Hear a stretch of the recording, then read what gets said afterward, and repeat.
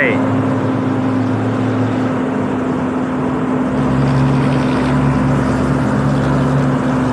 นเป็นคู่แข่งกันรถไฟอะอย่างวันเนี้ยเนาะ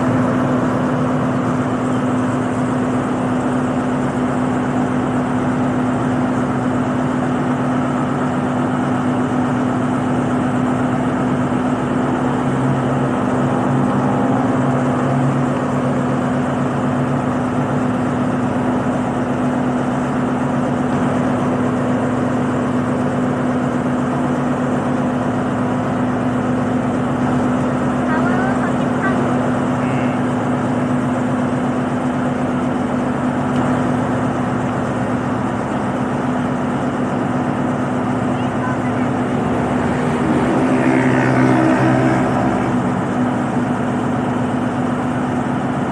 อยากถามอะไรเขาก็อยากถามดิ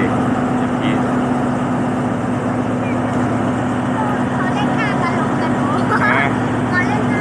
ำแต่ดูดิก็สวยอ่ะเห็นไหม อยากถามอะไรเขาก็ถามดิถามได้ไม่เหมือน